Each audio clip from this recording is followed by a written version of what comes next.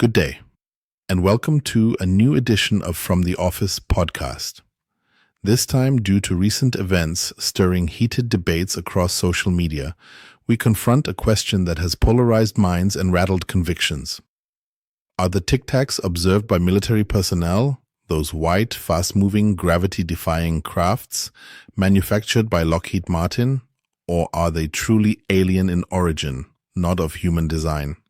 And it is, of course, no simple task to find clarity here. One can never be certain where any piece of information originates. Disinformation and half-truths cloud the landscape. My only reliable means of shedding light on such a subject is remote viewing. Before delving into the results, I want to briefly explain remote viewing as I practice it, for those of you new to this channel.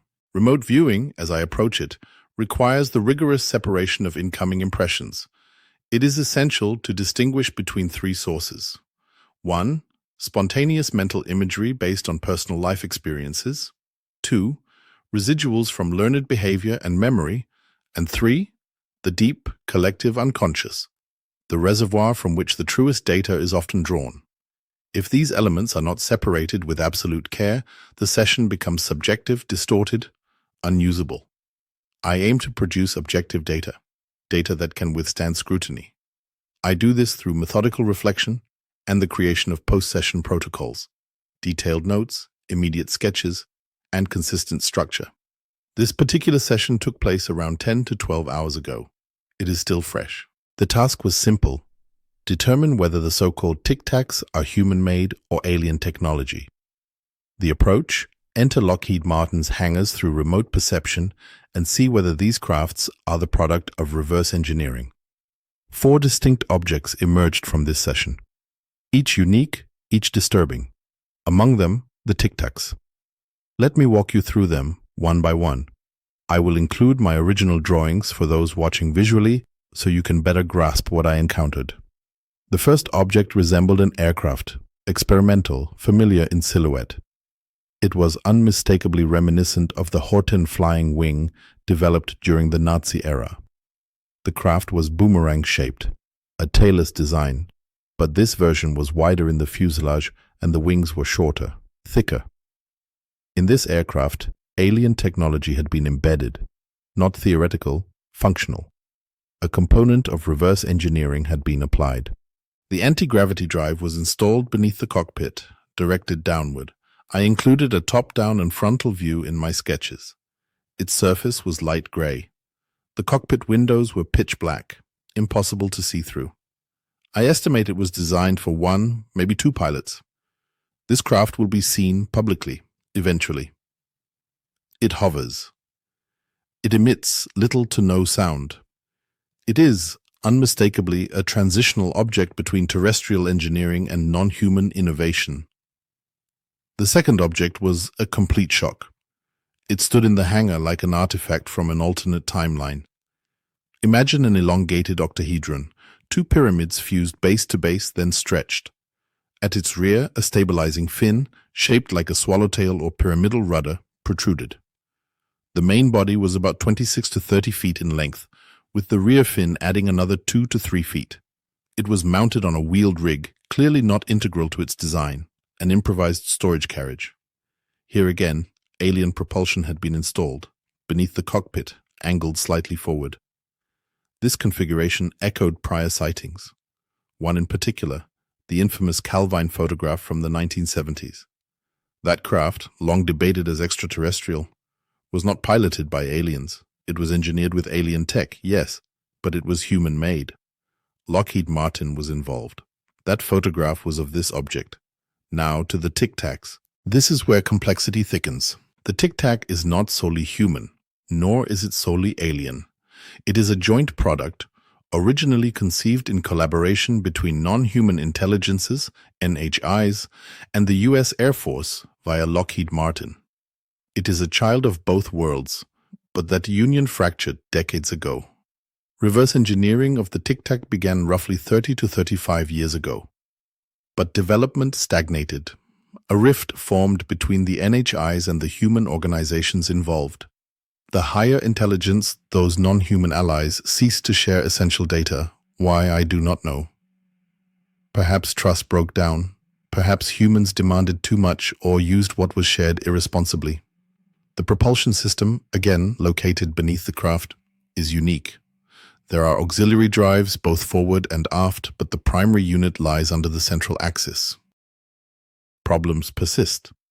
The energy source for this vehicle depends on a rare material, scarce, perhaps even unproducible on Earth.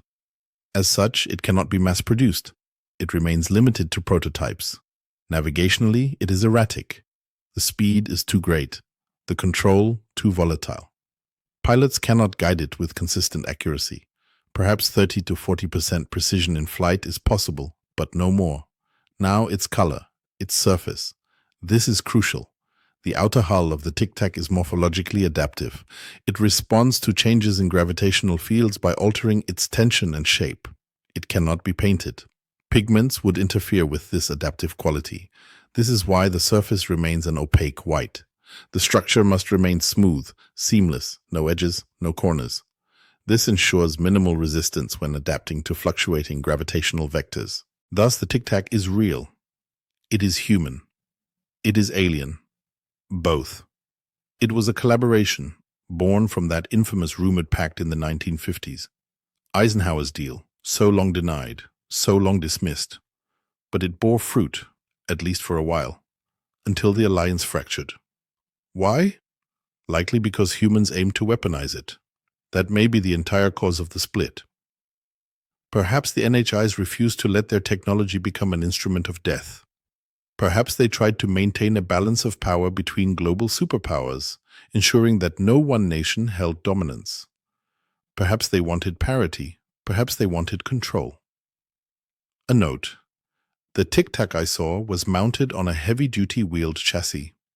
The wheels were large, rubberized, with integrated shock absorbers. The frame was built from thick, white-painted steel. A wired remote control was attached, used to maneuver the vehicle slowly around the hangar. It was clinical, clean, military-grade. But the final object, the last I encountered, left me speechless. It was massive, roughly 50 feet in diameter. Possibly more, could be 48, could be 52. I dare not say with certainty. Its surface was black, but not just black. It swallowed light, no reflection, no shimmer, nothing. Blacker than void, like peering into absence. I stepped forward, touched it. It felt like sandpaper, extremely fine. As my hand met the surface, I felt as though I was reaching into a bottomless pit. No warmth, no cold, just nothing. I tried counting the edges. 8, 9? I couldn't be sure. The absence of reflection distorted my perception. I lost track of where I started, where I ended. The object was mounted on 4 large vertical struts, standing atop a platform. A lift system was visible beneath, suggesting that this structure retracts into the belly of the craft before flight. This vehicle was not known to me. It was not something I had ever expected to find. Its purpose? Unknown. But I can speculate. Logistical transport, weapons delivery, stealth operations. It could move unnoticed. It could deploy devastating force before anyone knew it was there. This, I fear, changes everything. Nuclear deterrence relied on the concept of mutual destruction. If one launches, the other launches. Everyone loses. That balance has kept peace, such as it is, for decades.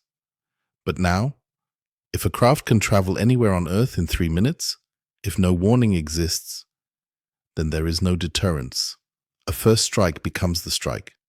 There is no response, no retaliation, only aftermath. This is deeply troubling. And perhaps this is why I've saved this final object for last.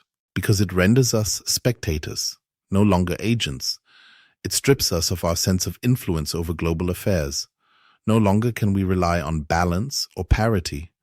Whoever controls such technology controls the outcome of every encounter, every war, every resistance. This is not fiction. It is not a dream. It is not hysteria. It is data, remote viewing data, and it demands our attention. The Tic Tacs are real. The collaboration was real. The break was real. The implications are still unfolding. And the final craft, the massive black craft, should deeply concern every one of us. We may have entered an era where the rules of engagement have changed, but no one informed the public. We were meant to watch, not act. Thank you for your time, your attention, and your patience. This concludes this session. If you have thoughts, I urge you, write them, discuss them, share them. The more we talk, the less power secrecy holds. May peace be with you.